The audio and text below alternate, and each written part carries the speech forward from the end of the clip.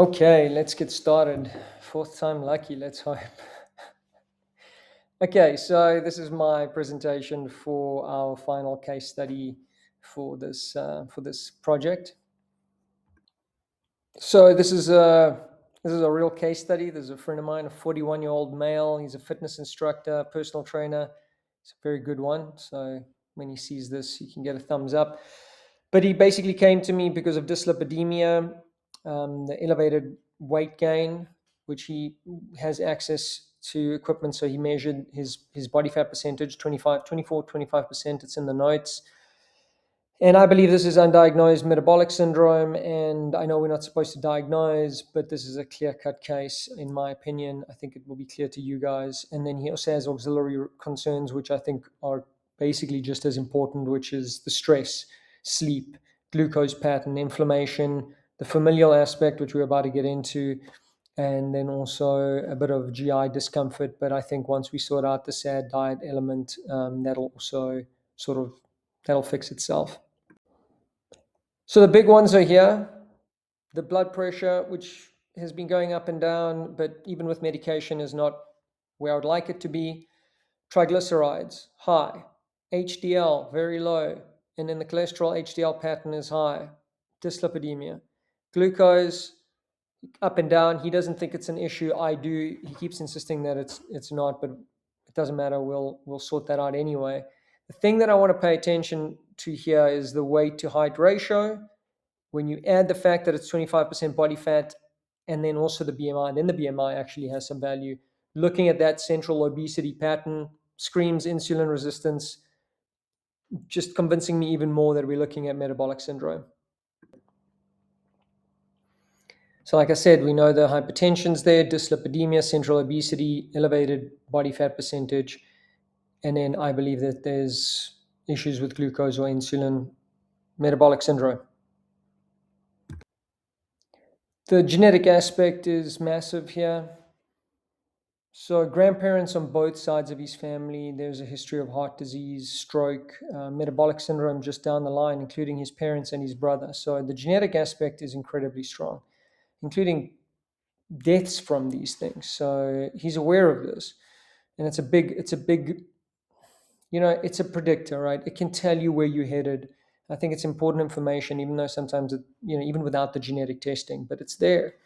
Nutrition, we're going to go in more detail, but basically the pattern is that of the standard American diet, the SAD diet. Smoking, 20 years of smoking, that's massive. 18 a day, where he has this thing of not having a whole box of cigarettes, and I think it plays into this control element where he's aware of what he's doing, and it feeds a little bit into what he's doing now with he has one cigarette a day, and we'll talk about that. Chronic stress, we'll also discuss that as being a big one, and then the non-restorative sleep is definitely up there. So with his looking at just nutrition and after analyzing his diet, functional medicine isn't about just what you take away, it's about what you add, right? So look, there's very little whole foods in his diet, very little plant-based stuff. He's got the obvious issues with eating a high processed food diet. So there's the sodium, there's the saturated fat, there's the refined carbohydrates. But then that comes with low fiber, low polyphenols, low antioxidants, hardly any probiotics to speak of. There's no anti-inflammatory aspect to his diet. And then also the low EPA, DHA, low omega-3s in his diet. And then the late meal pattern, eating most of his calories at the back end of the day. And the last 2 points are just, it's looking at these inconsistencies. He knows what he's doing in the gym, and he knows what he's doing about diet. He cares about his clients. So over the years, he's learned a lot about diet. It goes hand in hand with what he does. And he's created protocols that are just way too difficult, both exercise and diet. And as soon as he got injured, look, I just think that there's inconsistencies with his desire to improve his cardiometabolic health and his desire to exercise. There's just, it doesn't work. And now he's injured, but he hasn't really changed his diet since he started exercising less again. So we're just trying to deal with these inconsistencies and just how hard he is on himself. Like, he would never put his client on something like this. And he is now, these expectations are too high. He's trying too hard. And I just think he needs to ease into things, and we're going to work on that. So I think we have to focus a lot on this chronic stress element and the sleep. And now he's smoking one cigarette a day, and I find this odd. I think the risk here is that I think he's going to beat himself up in the fact that he can't quit, but I think it also leaves the door open to start smoking again properly. So I think eliminating this is an important thing also for his confidence. And then the inconsistency, like I said, around exercise and recovery, and then all this pressure of self-imposed expectations and these complex plans. This kind of just puts everything we've said in the ATM element sort of model. Big things are the family sort of familial issues. But what I didn't mention earlier is that during COVID, he lost his business, and it kind of started the spiral that we're talking about now today. So lots of mediators from his past and his youth, and all of the information is here. But that incident, then going into financial debt, and the strain it put on his family, and the pressure it put as a father, and then the dynamics and how those change, and how he had to build himself up, but that comes with a cost. He had to make sacrifices, that comes with a cost, and he succeeded. I mean, the man succeeded, and he has to see that he succeeded, and now I think he just has to make things about himself. So especially with him, I want to keep things low and slow. I know, obviously, I tend to say that all the time, but I believe that more and more most people need that. And we just have to make clear, look, these are the priorities. These are the things we have to look at. This is what's most dangerous right now, the things that you have to tackle now so the future doesn't become a problem. Because right now, I mean, he's at that age where, yeah, it could still turn into something very dangerous right now, but he's definitely on the path of causing problems later on. So making that clear without overwhelming him, making that clear without creating restrictions, looking at it from food first pattern, but not exaggerating what we do, just small changes here and there, and then also using supplements and explaining what we're doing and why we're doing it. But then also continuous monitoring, especially with him. I think he's a person who does very well with seeing even the smallest changes, because he sees the benefit in his clients, where he says, look, I know you might have this kind of vision of what you want and where you want to go, but every incremental change requires a high five. That is a trophy, not just the end result. So I think we can use that with him. So constant monitoring, and then also speaking his language. Let's preserve muscle while we're trying to lose weight. Let's try and build muscle and strength while trying to lose weight. And I think that would work with him. So just knowing his personality, I think the best route is to look at education rather than application for now. I want to discuss in detail the amazing thing that the Mediterranean diet is, what it can offer, what it does, not just as this protocol, but what it really is as a living thing. And also the DASH diet, and just the history and how it came about and what it's done for people. Then we say, okay, cool, look, these are the things we can do. We can increase your fiber. It's going to be beautiful. 6 months down the line, increasing your fiber from 14 to 30, 40 grams a day, it's going to do amazing things, especially if you're also including psyllium husk, which will gradually build up. Omega-3, we've spoken about. I mean, this is something that everybody should be on and have a good omega-3 index. The breathing, the slow breathing twice a day, it's really, he can find the time. I know he can find the time. Increasing his step count from 6,000 to 10,000, taking the stairs at the gym just, a few more times, even if you don't have to. Just small things that he can do that are not going to move the needle in stress. But as soon as he can stack these things together, it's going to make a big difference. And explaining to him that the small things stacked together make a bigger difference than this incredibly hard plan that's perfect that he created for himself. Perfect, but exaggerated. And then just scheduling his sleep. The importance of saying the time you set to wake up is more important than when you go to bed. Just knowing that what you have in your control is what time you wake up, not necessarily when you're going to get sleep pressure and fall asleep. So just don't worry about what time you fall asleep. Let your body do its thing. Figure it out later, but just control your waking up time every day. Be consistent. Get that morning sunlight. Stay away from screens at a certain hour. Stay away from work. Things like that. Just really trying to keep it simple for him, and then get rid of that last cigarette, because as soon as he does, I know he's going to feel better about a lot of things. And then just something I wanted to add here, just discussing with him, like removing the SAD diet, what it does. It basically just gets rid of that excessive sodium. not making him paranoid about sodium, but just not making him realize just how much is hidden. And then saturated fat, replacing that with just giving him other options, telling him not to exaggerate and go gung ho, because he's very much a gung ho human being with an energy deficit. No aggressive restriction, no aggressive exercise. With the carbohydrate, not making him paranoid about it, but just saying, look, let's time it better, improve the quality and the timing.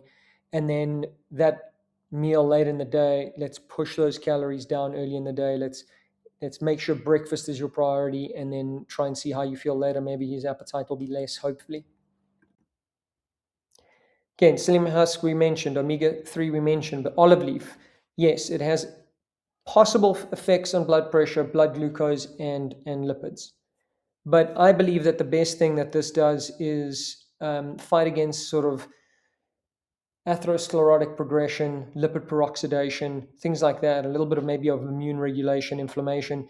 And I think what I'm trying to do is that while that blood pressure is pushing on his arteries and pushing in the glucose, the salt, the fat into the arteries, causing microabrasions, that whole process, that whole cascade for atherosclerosis, I think that this really is something that can help while we're trying to figure everything else out and drop all the other levels.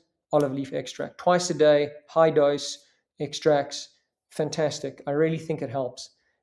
Same with bergamotto, amazing stuff. I start with half a dose for 3 months and then go to 1 gram, because at 1 gram, I have seen people say it made them feel like their statin felt. So as soon as we go to 1 gram, onto CoQ10.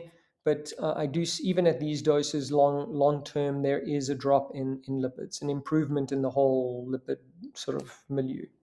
Is that the right word? And then hibiscus tea, again, low hanging fruit. It's incredible. Blood pressure, it can, I mean, it makes me feel like my blood glucose and blood pressure drop when I take too much of it. It really does have an effect. I think it's fantastic. I've seen great results with people, and it's almost it's more of an acute effect. So I like that element of saying, okay, if you do feel like there's a spike, I tend to what I am going to suggest to him is to make a batch, maybe with 2 or 3 bags, and you drink like that throughout the day, 1.5 liters, like stretched out, and I think it just has that effect. Not every day, so 4 to 5 days a week, you need to have a break from it. It can accumulate some kind of toxin. I can't exactly remember why or when. I don't think it's that serious, but it's good to know. So we spoke about the breathing. I'm going to start talking to him about mindfulness, maybe some CBT, sleep hygiene, of course, exercise. Look, he's the expert, but I can give him valuable info here and say, look, let's build it up in this way. Let's try and just really get, the thing about him is he really is the most outgoing person. When you see him around the gym floor, everybody enjoys talking to him. He's friends with everyone. Everybody comes to him for advice. Even his colleagues, not just clients or people around the gym. A lot of the people have never booked a session with him, but he's open and he's giving. And we need to turn that mindset of saying, okay, cool. If you get an hour and a half off, you cannot spend an hour and a half chatting to people on the floor and giving so much time to them. Yes, it's obviously giving is important. But the man has to then go, okay, I need 45 minutes for me at least. I need to prioritize myself, because he does have the time to do it. And then he can get up to good numbers, I'm sure. And he knows what he's doing. And obviously then the last thing is that one cigarette, that I think that as soon as he quits that, I think it'll make a difference to his psyche, his general belief that he's on the right track. It's just, it's again, low hanging fruit that we have to work on. Follow up, we're going to do 1 in 2 weeks. Then I like the idea with him, especially to keep reviewing his blood pressure. We're going to look at what the psyllium husk does to the bloating, but I believe that when his diet changes, the bloating and sort of discomfort is going to go away. It's just about trying to see which things he can adhere to the easiest and then locking those in. So stack those, bank them. Let's move on to the next thing. Let's just see how many things we can knock off and keep building on that. So basically everything else. And then we'll redo labs in 8 to 12 weeks, but we've mentioned most of what's here already. Primary care physician or practitioner, definitely want to talk to him about some water retention issues and maybe in peripheral edema. and I think it's due to his medication, his blood pressure medication.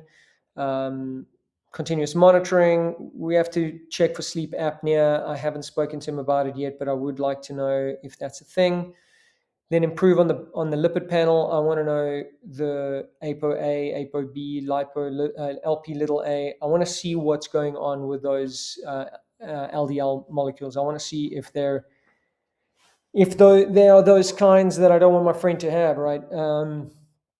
I don't think there's any reason to scare him, but it does kind of. It's like his blood pressure. He didn't come to me for the blood pressure because it's been dealt with, but he must understand that is the priority.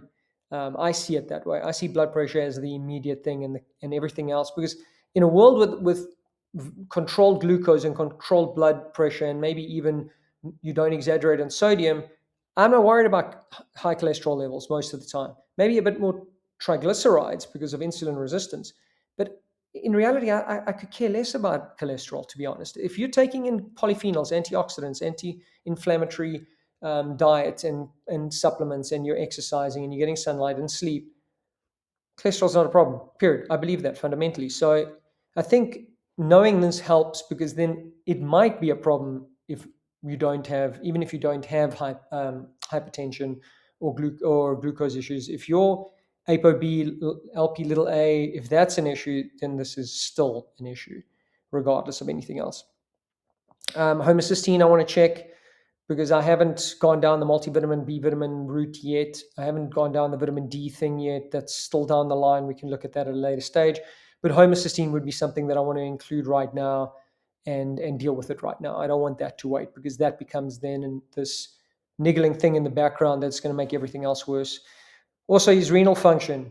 He's getting in a lot of protein right now. He's around 150 grams, which is usually not a problem, but long-standing blood pressure issues, not a very anti-inflammatory, antioxidant-rich diet, and then the protein and the hypertension, all of that is going to cause renal problems. I think down the line he has to worry about that. So we'll look at that. We'll look at his CRP, his inflammation, and then I want to lock down to see whether there's an insulin issue, and then take it from there. And finally, the conclusion. Look, we've discussed everything here. I just want to focus on, yes, metabolic syndrome, stress and sleep, easy, simple, repeatable behaviors, and then explaining to him we're trying to target vascular protection while we're looking at doing everything else. So let's protect your vascular system, and then let's look at moving the needle in the right direction with everything else. There are the references. And thank you very much, guys. Good luck. Sorry if this was a bit long. Actually, I have no idea how long this was, but I hope that this was useful, interesting. I would love to get some feedback, any kind of feedback, really. Criticize away, help me become better. But yeah, thank you so much for your time. Best of luck. Looking forward to hearing all of your stuff. And I hope we get to maybe do something one of these semesters. All right, all the best. Ciao.